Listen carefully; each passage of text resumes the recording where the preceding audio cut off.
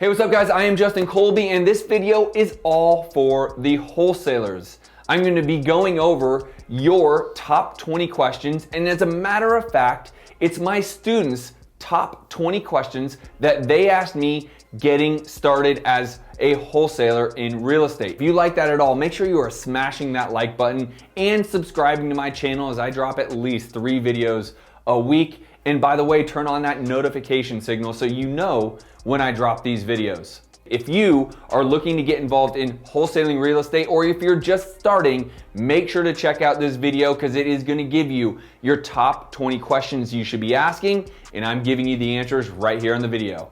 Check it out.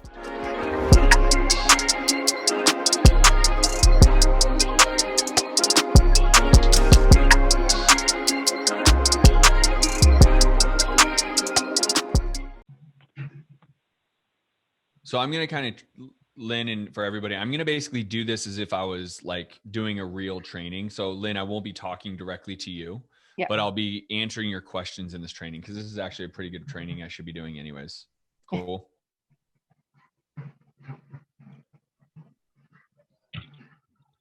So the way I'm framing the conversation might be a little different, right? You might be like, sounds like you're talking to 2,000 people, not me. And then when I'm done training on the questions that you just asked, I'll kind of go back page unresponsive. That's neat. There we go.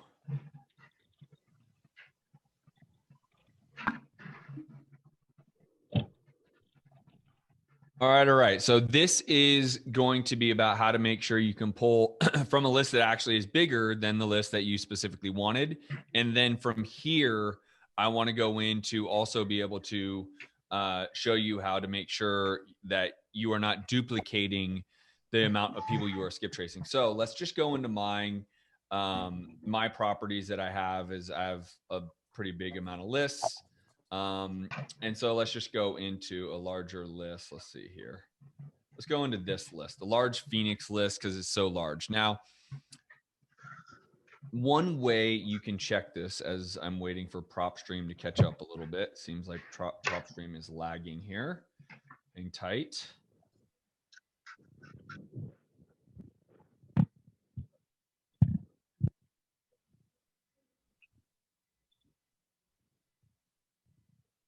All right. So one way you can check this is you can view all the filters, right? So I'm going to go back in. I'm going to make sure I have all these filters. Now, let me give you the example as if you pulled these filters right now. So I'm going to rerun these search.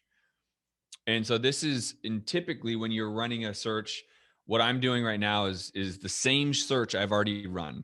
And I want to show you from this search, how do you chunk the list down, right? So let's just say you only have a limit of 10,000, but you have a search that brings up, as you just saw, like 89,000 people that came up on this search.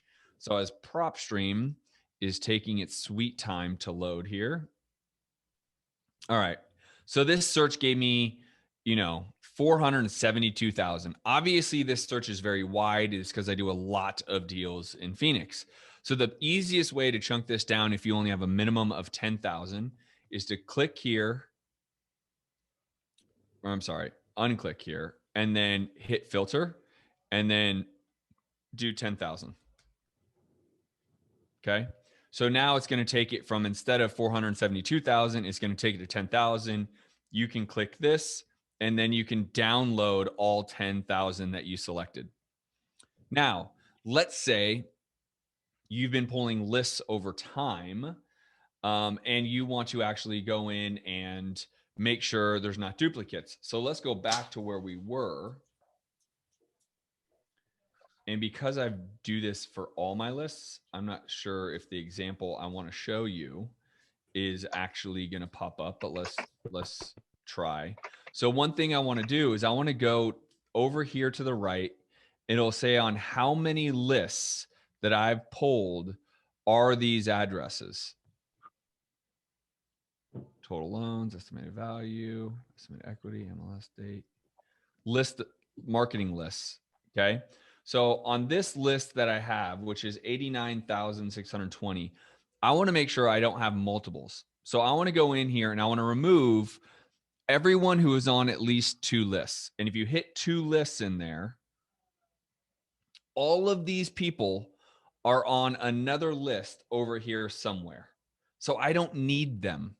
So essentially, I can actually click here and remove 8,802 people because I can simply do actions and I could delete records. Okay. I can remove them there. Now, let's just say you're like me and you have multiple lists. Maybe there's people that have 3. Maybe they're on 3 different lists. Nope. So, oh yeah. So I would also remove all of those that are on 3 separate lists. And there's 99 people that are on 3 separate lists. You get what I'm saying? You can go in there and you can just simply remove them. That way you're not downloading people that you've already downloaded and you're already skip tracing. Okay, cool. So that's the training that I wanted to record anyways. Does that answer your question, Lynn? I can't hear you. Yeah, it absolutely does. Yeah, because we have downloaded quite a bit. And I thought, well, and so do you just keep, because you're focused on certain market areas, I mean, do you like pull in a quote unquote a new list like weekly? Like, No, it just depends on how much you're marketing. I have a real board for sale. If you guys want it, if you guys want to buy it. So it just depends on how much you're marketing. yeah. And so for like cold calling, I can get through a big list pretty fast, right? We're doing like 15,000 calls a day. So you can imagine my list has to be relatively big. Yeah. Now, for you, I think you're going to start with texting, correct? Well, that's what I wanted to ask you as a clarification from yesterday. So should I just focus on texting or do both? I mean, I am working 40 hours a week. I have this week off, hence the reason I'm on the call twice. But should I just focus on texting and then bring in cold calling again, or? I would focus on texting. And the reason why is how much is your marketing budget? What do you feel like you'd be willing to spend every month? Yeah, 750 to 1,000. I think texting is your route. Okay. Texting will help you get that first deal, right? That's the idea. Once you start to make some money in this, then you can start to grow your marketing budget and then you can start to pay for cold calling. Now, unless you're willing to do the cold calling yourself, are you willing to do the cold calling yourself? Well, based on your trainings, I was willing to do it because I did have a VA, but I shut her down because I do value what you said to do more of it so I can train someone better. And that made complete sense to me. So if I can try and carve out an hour in the morning, an hour at night, I know you recommend 3 to 4 hours a day, but I'm trying to squeeze in as much as I can. So I'm willing to try it so I can gain experience and move forward. But I thought texting, based on the call, question from Paul, I feel like you can map out chunks of times for the follow-up on texting. You can. I like texting a lot. The hurdle for me, at least on texting, is it's just not scalable to that sense. So I like texting, like I said, for 1 to 2 deals a month. I really like texting a lot. And that's what I need to get to. I mean, I haven't secured my first deal yet. Yeah. So, and then definitely want to scale once I've, gotten the knack of the whole process. Yep. Cool. So then just drop my Mojo sales because it's 150 a month. Just put it on hold and then just go strictly to texting. I mean, I think you're going to, especially when you get back to working, you're going to probably want to have some cold calling going anyways. Okay. So I don't know if I would tell you to cancel it. Okay. I'm willing to give it. How about I give it a try and see how and that's why I talked about yesterday, my daily method of operation around a 40-hour work week. And what does that look like with cold calling, texting, so I can secure that first deal and then take a look at it beyond that. But yeah, so I'm willing to give it. Did we lose Justin? Yeah, I think because it said I was the host now, so. Let's go, Joseph. What are you going to train us on? All right, well, it's been 3 days, so let's see. Put it on the agenda. But yeah, no, I'm the host, so I don't. Oh gosh, is that what happened? Did we? I just got back in because I got booted out. Did we lose Josh? Yeah, we lost him. And we lost Oh my Justin. gosh, that's hilarious. Does any question for you? Does anybody have the Zoom link? Because I keep being told that I can't. I've been canceled or something like that, so I have to call in. Yeah, what, here, let me put it in the chat. Because I get it. I won't even be able to get access to it because I'm doing it strictly through phone. Is this your mobile phone? Yes, it is. Why don't I text? And what's your first name? Sorry, your name's not appearing. Jared. Jared?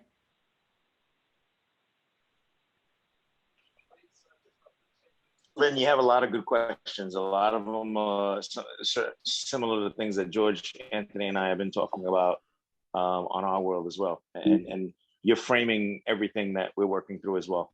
Oh, thank you for that. I have a couple more once Justin gets back on. I sent you a Boxer. Let's see. The other one is, how many of you are using Podio for lead management? I use REI Black Book. REI Black Book. I'm using Podio right now because it's free, but I'm not using it to the best of its extent. Yeah, I was on mute, but I use Podio as well. This is Paul. And I don't know, how about that REI Black Book? What have you always used that? Have you used that versus Podio? I'm not a big fan of Podio because it feels clunky, but it is free and I've used it before, so it works. But are there better CRMs out there? I've never used a CRM, so it's all new to me. I mean, I'm back. There you go. I'm excited. We're just talking, we're moving into CRMs here. So Nice. I'll just go back to where we were, Justin, if I can. Yeah, go. Yeah, so just working, like creating my daily method of operation around a 40-hour work week. And I just want to make sure, is it realistic for me to, is an hour or two of dialing and trying to manage some texting a viable option? I guess for me to test it for a couple of weeks, see if I can squeeze it all in with my work and parent duties. But I'm willing to give both a try at the same time. What do you think? So Mojo Dialer, you should be, you're just not going to make much progress if you're only on an hour a day. Okay. Right. Like, because you're going to call 100 people. Right. So if you just look at the contact ratios, the proper KPIs for cold calling is 10% of the calls that you make are going to be contacts. Right. And what a contact is, hi, is this Lynn? Yeah, this is Lynn. Boom, contact. If I say, hi, is this Lynn? And it's Fred, not a contact. Correct. So, 10% are contacts. So if you make 100 calls, it's 10 contacts. Out of those 10 contacts, 7% of the 10% are going to be seller leads. So what's 7% of 10? Hang on, I'm writing. Sorry. It's 7 out of 100. Yeah. 0.7. So it's not even 1. Yeah. Make 100 contacts, you get 7. Please. So if you got to make 100 contacts. Hold on. So if you were to call 100 people a day and you only get 10, hey, whoever's there, can you guys mute yourself? Make sure you mute yourself. If you only call 100 people, you're not going to get 1 lead a day. So I'd say at very minimum 2 hours a day, but I like 3 to 4 hours a day of calling a day for anybody. Okay. So the reason why I like texting is because you can essentially call and text simultaneously. Like texting, when you send out 100 text messages, you may not get replies very quickly. And you're definitely not getting people answering you very quickly. Does that make sense? Yeah. So you can always pause your calling when someone engages you over text. And then you can start your calling again when that conversation ends. Yeah. And I've been going through the videos on Mojo. My tech savviness is not fantastic. I haven't quite figured out how to use it. We'll get there though. Yeah. Yeah. So that's kind of engagement that I would say is the right pace. So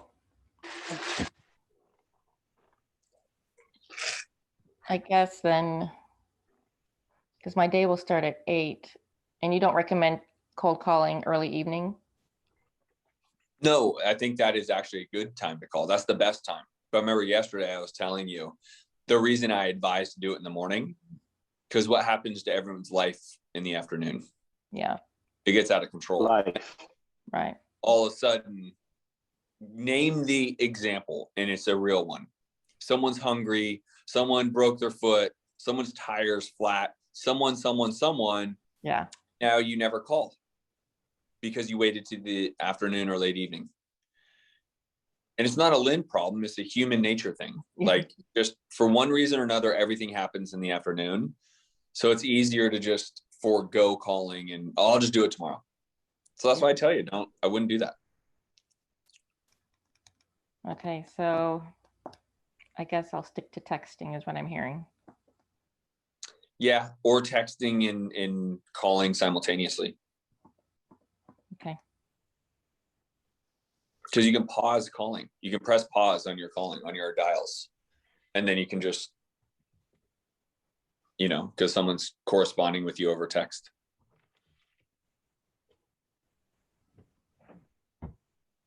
And the purpose, once I start dialing, that's when I used your cold calling script. Yep. And then, yeah, I guess I'll just have to jump in. And then regarding, I think that's everything with, let me go back to Boxer. Podio. So I went to Fiverr and people are listing all these things at Podio. Do you just use it as a lead management tool? That's what I do. I use it as not a lead management tool. I use it as a CRM. So customer management, lead management tool. Yeah, I guess. Yeah. Because it has, yes. They list all these things it can do for real estate investors. I'm like, I have no idea what they're telling me. And and so just make it as simple as possible. Like lead. Unfortunately, the reason why I got cut off, my computer died and I realized I didn't bring my freaking laptop charger, like a numbnuts. So I'm not able to show you guys my Podio account, but I will next week or whatever. But you essentially want the lead to come in. That goes into like, it's hard for me to even verbalize it. I mean, I really just need to be able to show you. Okay.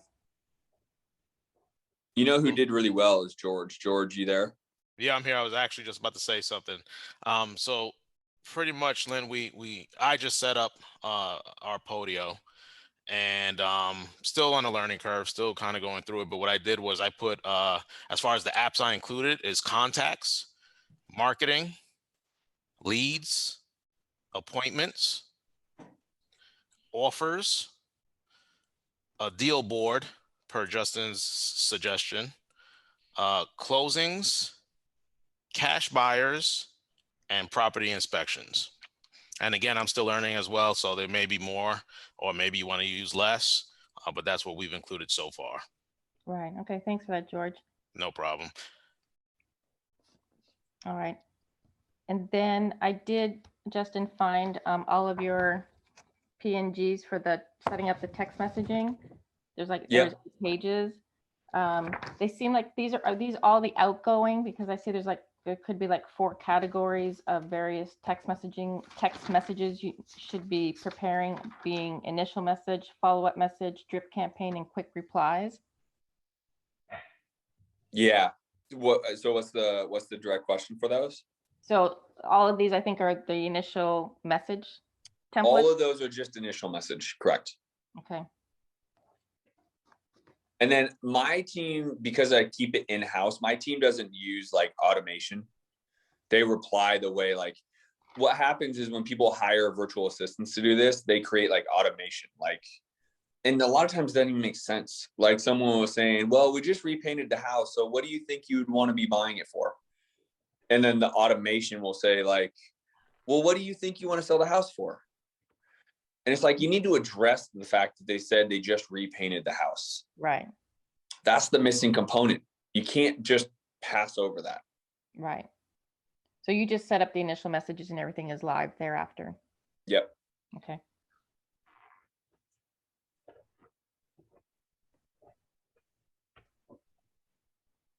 All right. Thanks so much. That was the list. That was it.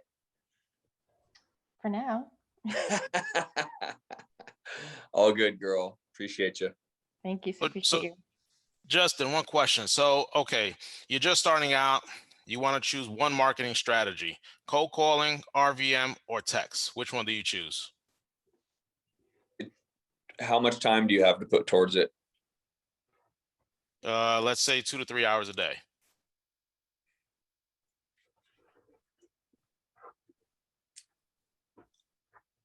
I mean, I would probably say text, but I like cold calling because you're physically on the phone with the person immediately. The hurdle I have with texting is like it really only is, you know, a couple hours a day worth of work. Well, then what do you do the rest of the day? Right. So for me, that doesn't work, right? Because now we have the rest of the day. For those that have a job, like some of you do, that could be a better thing, but you're just not touching as many people every day, right? Cold calling, you know, you can roughly on a triple line dialer, you can get to 100 people an hour. On an 8-line dialer like ZenCall, you can get to, you know, 200 people an hour, right? And what I would tell anyone is 500 outbound text messages a day is your maximum. That's how far you should go. Okay. So I would probably say text. George is asking that question on my behalf, Justin, just because, like, if my day is insane, right? And I'm committed to the program. I'm committed to kind of like, you know, our marketing strategy, but like, I'm on the call, I'm on the phone all day, right? For the steady Freddy revenue financial stream. Right. George just told me I'm breaking up. Can you hear me? No? Barely.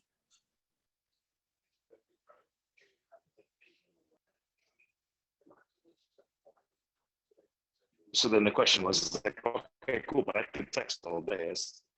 Oh, sorry. Go ahead. George, ask the question. You get a flavor of what I'm talking about. Yeah, George, he's saying ask the question, but essentially you have more time to Sorry, text. guys, go ahead. It looks like I'm having phone problems. Correct. Yeah, I mean, but texting isn't from your phone. Texting would be from launch control. So you'd want to be on a laptop anyways.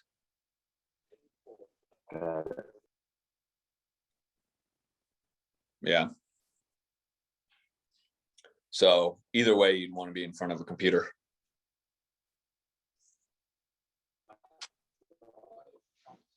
No, and that works. Like I'm in front of a machine all day. I don't know. I'm hoping that comes through. I would say, yeah, I'm in front of a machine all day. I would say give yourself 30 to 60 days of texting and see how that starts to work out. But the key to texting is getting off that text thread and getting them on the phone. That's the real key. Yeah.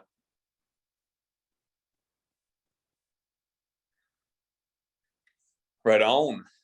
Do we have Gary on the phone? I know he kind of finished yesterday with some good questions. No? Okay. Maybe did you text me? Are you trying to get on? All right. So who else? Lemuel, are you there, brother? Yes, I'm right here. Can you guys hear me? What is happening? Hey, guys. Well, I'm new to the group. I just want to say hello to everyone. I was on yesterday. I didn't introduce myself, but my name is Lemuel. I do have a question. I'm in the second video on the course.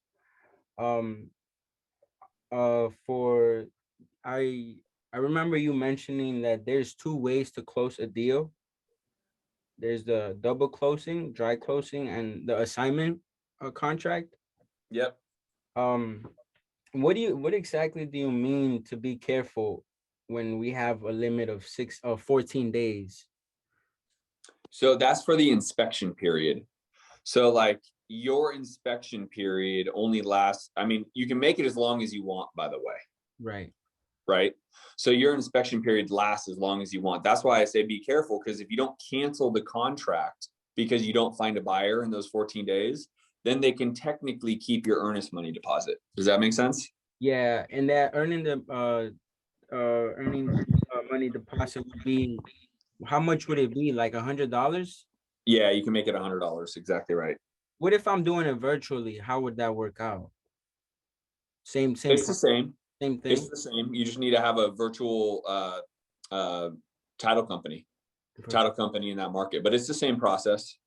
Oh, okay then. Yeah. Okay, that was my first question. Hopefully I start having more, but yeah, thank you.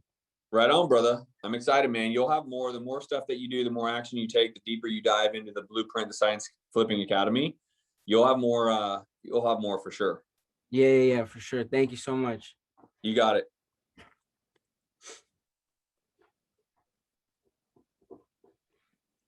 Who else?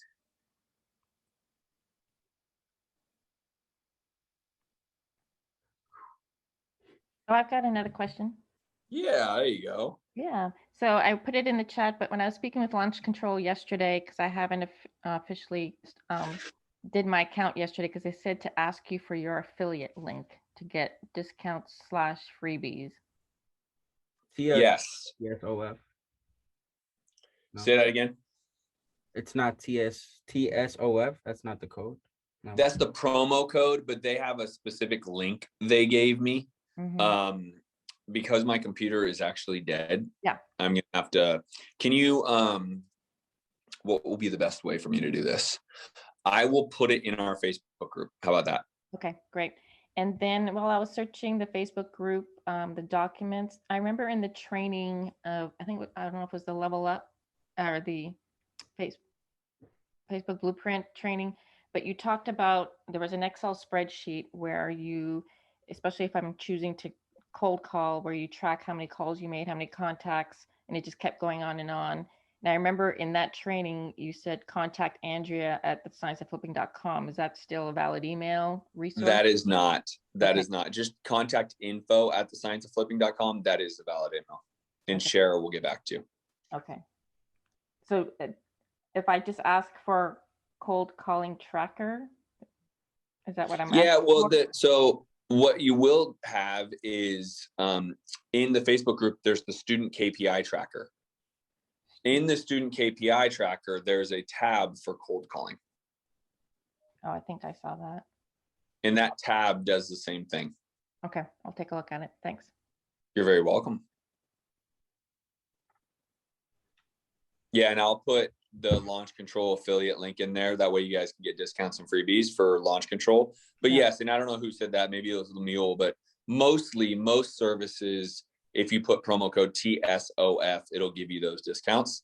Yeah. This service they said, hey, give everyone a link. And I said, okay. Yeah, that's what they asked for. Okay, I'll put it in the group. Okay.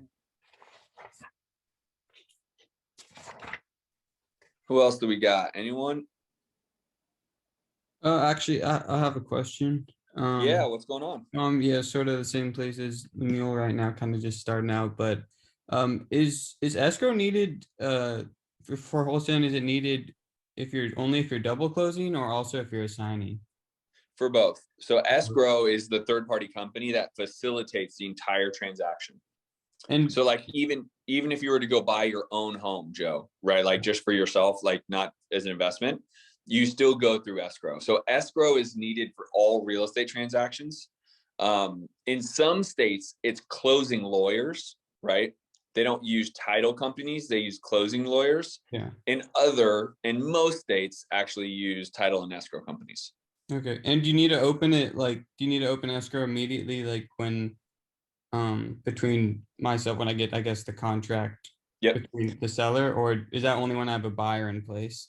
No, you want to open it up when you get the contract with the seller. Okay, because then, yeah, I guess that's the final part of my question is, so you have like your 14-day inspection period in case you can't find a buyer and you want to close out. But I think in one of the big fundamentals, part 2, I think you said you open escrow and then you have like 21 days for escrow while you have 14 days for inspection period.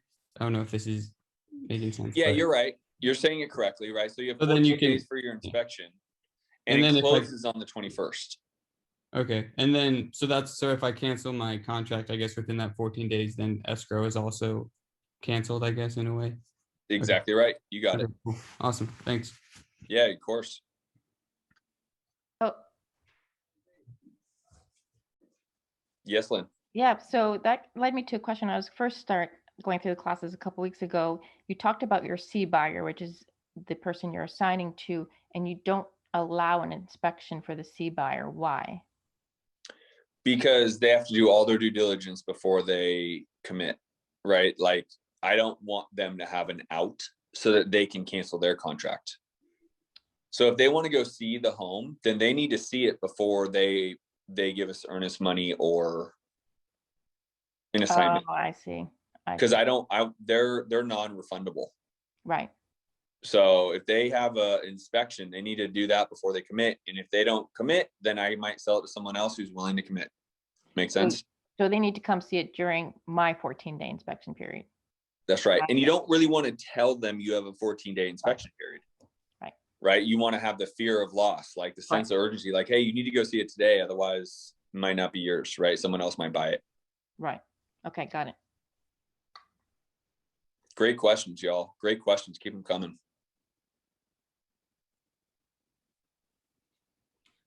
Hey, Justin, I have another question. Yeah, what's up? How would I know what's a great market to look into? So I look at markets with two big qualifiers. One, I want to be in a market that is at least 30% less than the median price point. So nationally, the median price point is $325,000 nationally.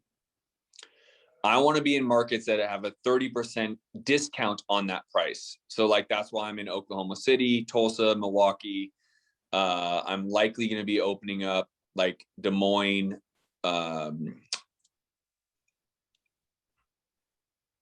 Omaha, Nebraska, those markets. Those are all under that, $325,000 median price point. Does that make sense so far?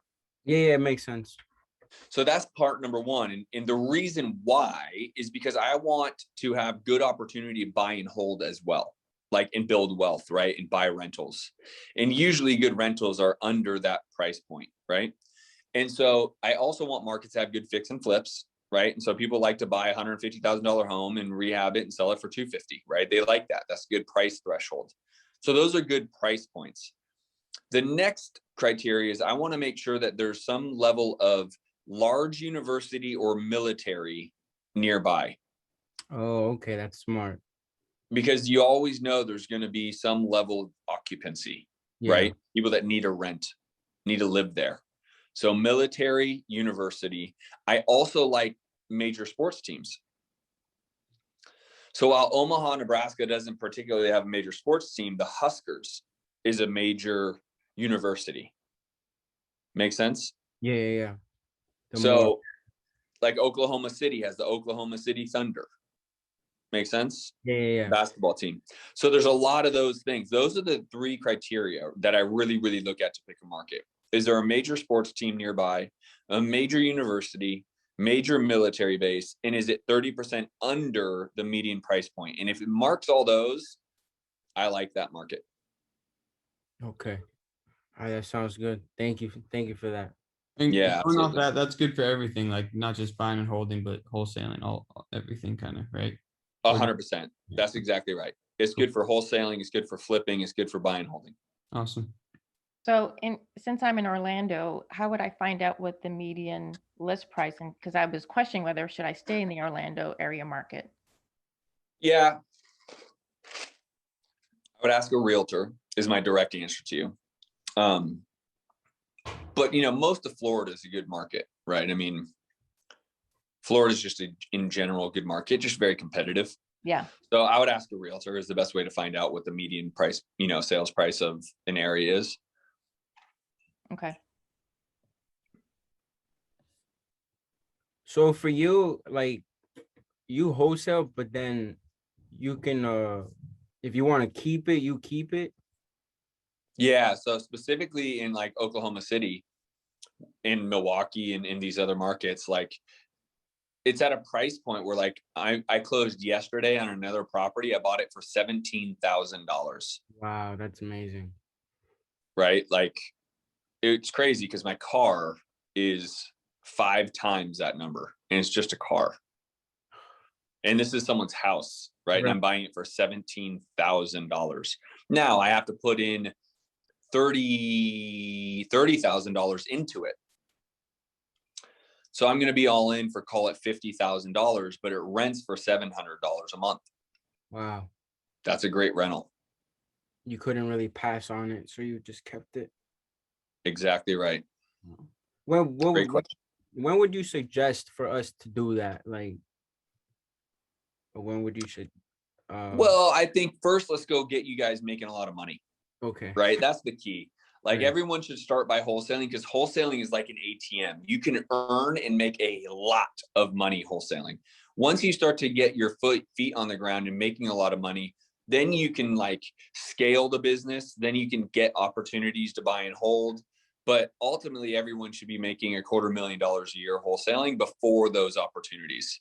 Okay. All right. And I use $250,000 a year because, you know, most people on here can go get a job and afford to pay their bills, but no one on here wants to go do that. That's not what you are here for. You're here to go create financial independence.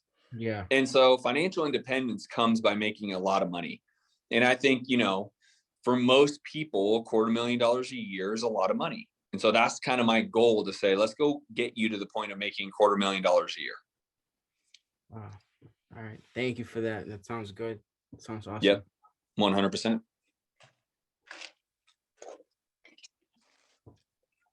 Great questions today, guys. I love it. I love where we're going. Who else? Anyone else? Oh, I got another one if no one else. Yeah, go for it. So I think one of the videos again, you say it's to tell the seller you'll cover like his costs, such as like closing costs and stuff. And then while you're doing an assignment, you're kind of like passing that closing cost on to, I guess, the buyer C. But then you're also getting your wholesale fee on top of that. So I guess, I mean, that sounds awesome, but why would the person I'm reassigning the contract to ever accept that? Because like, I guess they'll be taking on, you know, that extra closing cost fee and then my assignment fee on top of that, or wholesale fee. I guess it just doesn't seem like that would be a good way to go about things. I don't know. I want to make sure I understand your question. Yeah. Rephrase your question. Okay,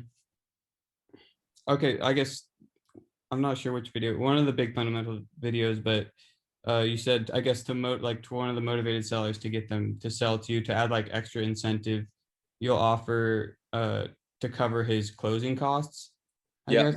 And then when you're doing like the assignment, you find a buyer and you're assigning the contract to the buyer, you're Correct. also assigning to them, I guess, in the contract that they'll now cover the closing costs, because you're just assigning it to them. So I guess they're now paying me a wholesale fee, but also taking that closing cost fee. So yep. I guess that's just like, it would just be such a good deal that they can't pass it up, or it just seems like, why would they want to take all that extra, I guess, payment on? Well, because it's still a good deal to them, right? Yeah. So however they underwrite the property, whether they're going to flip it or keep it as a buy and hold or whatever, the numbers still make sense, even though they're still paying the closing costs, even though that they're giving me my assignment fee. Yeah. The number that they're buying at makes sense. Right. So they still buy it. And I'm making sure I tell them all that information, like you will be covering the closing costs and then like my wholesale fee. Like I'm putting it all out there. Yeah. Yep. Well, and you don't need to dive too deep into it. You just need to say, this is the buy price, $200,000, and you'll be covering all closing costs on top of that buy price. Okay. That's all you would need to say. Got it. Awesome. Thanks. Of course, bro. Great question.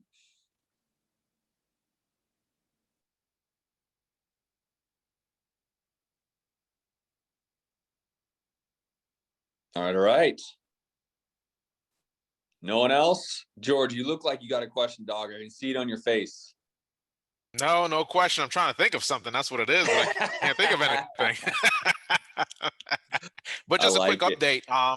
We did, Raymond, Anthony, and I, before we signed up with you, we were driving for dollars, kind of going through the motions. Yeah. We put together a list of 50 properties, just driving for dollars. I finished skip tracing that list yesterday, and now handed it off to Raymond, and he's going to start calling it this week. So that's a little quick update on our end. I love that. Great action. That's the exact actions you guys need to take. Just be consistent with that action and you'll get results. There's no doubt. We're taking that as our practice run. Good. Yeah, got to start somewhere. The practice run was that offer that we put on that house where the guy wanted nothing more than that of like retail. That was the real trial. George gave me a heart attack where he tells me, dude, we got to put in this offer. We got to meet. We got to do it. Heart attack central. That's the classic partnership stuff. That's only the beginning. That's right. That's right.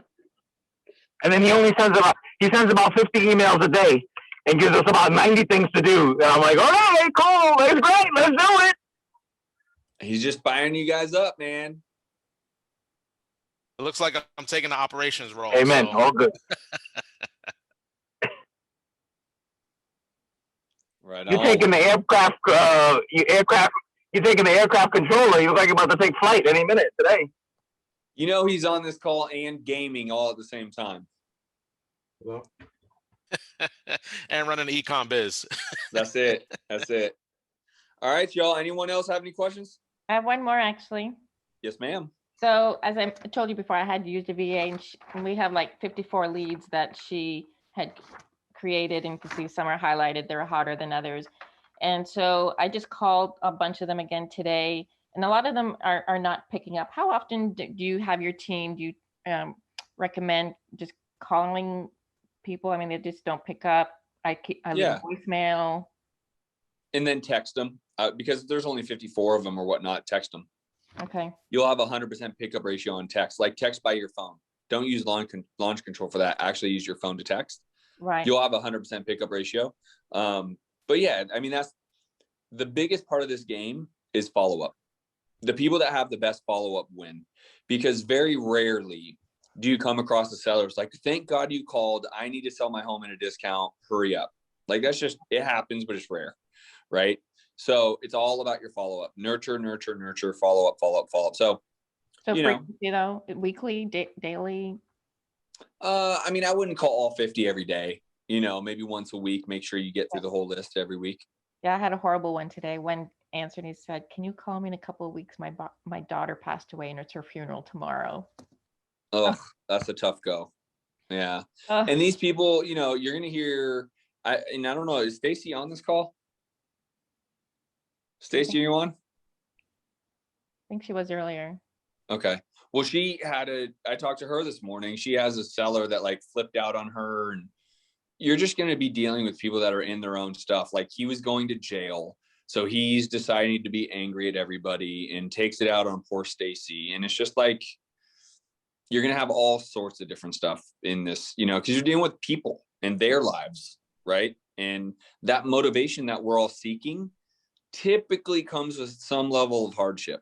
Now, sometimes it's personal, and then sometimes it's always personal, but like sometimes it's like someone passing, and then sometimes like this guy got a DUI, so he's going to jail for a DUI. Like people just make silly mistakes a lot of times, but they get angry at everyone else. They don't want to look in the mirror. So I say that just to kind of loop in, like you're going to deal with a lot, right? You're going to deal with a lot of people's issues. Sometimes I feel like we're as much psychologists or psychiatrists as we are like real estate investors, because all the people's issues get dumped on us. But that's what creates motivation. That's why we get the deals at discounts and make good money. So Justin, a quick question. I had a friend that told me today he worked for a property management company and knows a lot of foreclosed properties. Is there anything we could do with that? Foreclosure is tough. You're not going to be able to assign a bank-owned property, and then banks aren't taking discounts right now. So I just scratch it. Okay, that's what I figured. I told him pre-foreclosure is good, but not foreclosed. Yep, exactly. Hey, Justin, I have another question. Yes, sir. I've been hearing a lot. I'm pretty sure you have as well, with the house market crashing really bad. And people are saying to save up as much cash as you can. Mm-hmm. Try to get in to like buying a home at a good price. Yep. What would you suggest, or what would you advise with everything? It's funny. I think what's today, Wednesday? I think today or Friday, I have a YouTube video coming out about this exact topic. Funny you asked. Okay. All right. So how old are you? I'm 22. Good for you. Congrats, brother. I wish I was 22. I just turned 22 not too long ago. So Hey, by the way, big shout out to you for making the investment in yourself, your education, your business at 22 years old. I promise you this. At 22 years old, I was a knucklehead. I was not thinking like you. I was not looking to create the life like you. So good for you for being here, bro. I love that. Yeah. So I would tell you this, wait, the market will correct. I don't know if the market will crash. And to be honest, like at 22 years old, I don't know if, even if it happens when you're 23, like I'm not certain you need to own your own home at that age anyways. Renting, though, you don't get the quote unquote tax write-offs and all this other stuff. Like it's always just easier to rent. You don't have to maintain the home. You don't have to fix stuff. The landlord does. So like for me, I would likely just advise you, go make a bunch of money, save a bunch of money, put a lot of money in, you know, stocks and cryptocurrencies, invest in rental properties, right? You know, buy rental properties and don't buy your own home. I would rather see you go buy 5 rental properties when the market crashes than you buy your own home. That's what I would say. Because that's an investment to set you up for your future. right. I don't subscribe to the you buy a home for retirement. Like that's not why you buy a home, in my opinion. So I would rather you go make a lot of money, invest it in rental properties, invest it in crypto, invest it in stocks, and set yourself up so by 40, when you're my age, you're not bald like me, and you can live a life that you really want to be living. Hey, but still look good though. You still look good, stress free. Thanks, dog. That's what I don't want to be old when I'm 40. I want to look. As he's rubbing his hair in front of you, Justin. Yeah, man, you look good, man. You look real good. It's just this big flow he's got going. I got it. Come on, Jay.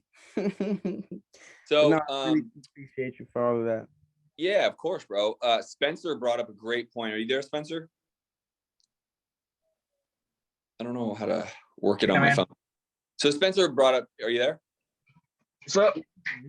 Yo. He mentioned Lemuel, he mentioned house hacking. Are you familiar with that? Lemuel? No. Oh, I thought you were asking. No, I'm not familiar with house hacking, but I've heard of it. Yeah, so house hacking is you'd buy a duplex. Yeah. You would live in one side and you'd rent the other side out, and the rent from the other side hopefully gets as close as possible to paying the entire mortgage, right? So essentially you're living for free. Now that is a great opportunity, but there's no real but that's like buying a rental, right? Like to me, that's the equivalent of buying a rental. It's just a really smart way to do it. Makes sense? So you go find a duplex, you live in one side, you rent out the other, and the hope will be is that rent from just that one side covers a good amount, if not the entire mortgage.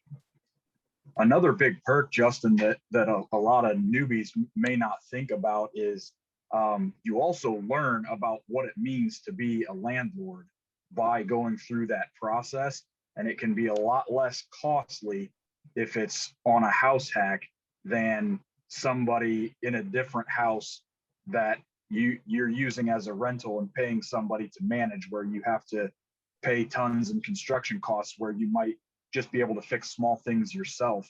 The scale is a lot smaller, I guess, is what I'm getting at. If you make mistakes or somebody else, your renter in the other side makes mistakes, it can be a lot smaller and easier managed than if it's in a rental that you're paying somebody else to do everything with it.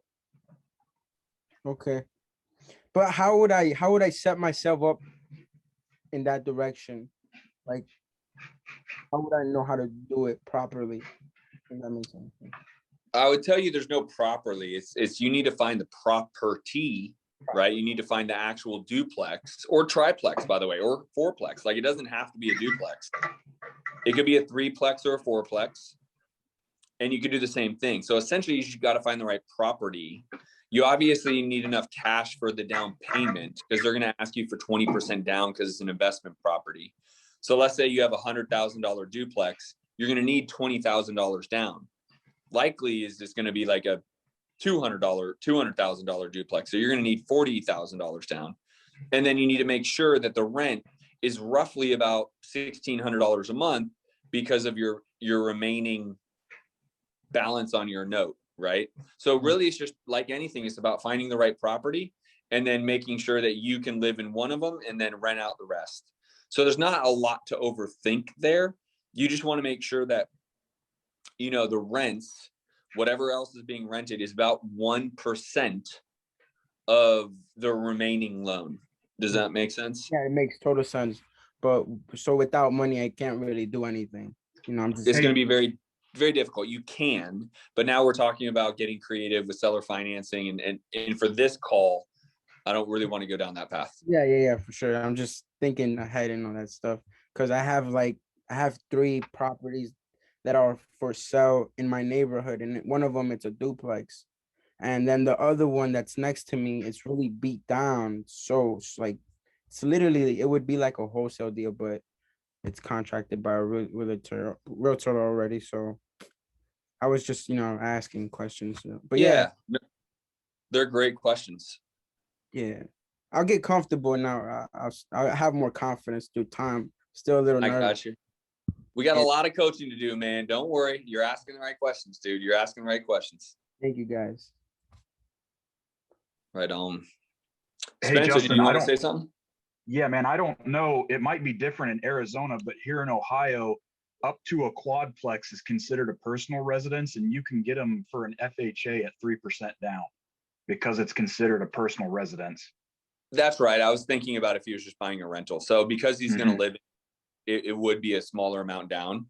But even that, you know, you'd still need 3%, right? So you still need some level of money, right? So if you bought, again, $200,000 home, means you still got to come out $6,000 down, which plus they'd probably have some points and other things. So just, you know, round that up to $10,000 or so.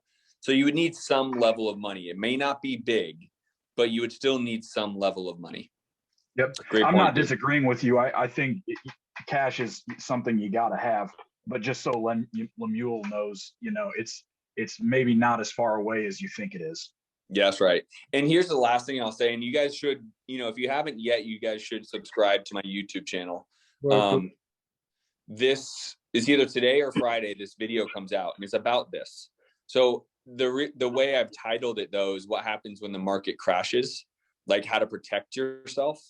I'm a firm believer in having what I call dry powder. You need to have cash in a bank account somewhere. That's not an emergency fund. I'm not talking about that, but I do talk about it. So you need an emergency fund. You need enough cash to survive 6 months of your bills. Okay. You need to have that. You need to also just have dry powder, have cash so you can do things, right? Not an emergency fund, but have cash. So if a duplex does come up and you're able to buy it with only $6,000 down, you have enough cash to do that. The other thing is make sure you're using your cash that you're currently making and investing it. And don't invest it all in one thing. Diversify, rental properties, cryptocurrencies, stocks, bonds, right? So this video, I don't know, it's about 15 minutes long, will really give you kind of the answer that I'm telling you right now, Lemuel. Yeah, I really like I said, I don't know. I was just asking, but just to get a recap of everything that's gonna happen in the future with everything that I've been hearing. But I'm really looking forward for the video that you're gonna drop. I am subscribed to the YouTube channel. Cool. Yeah.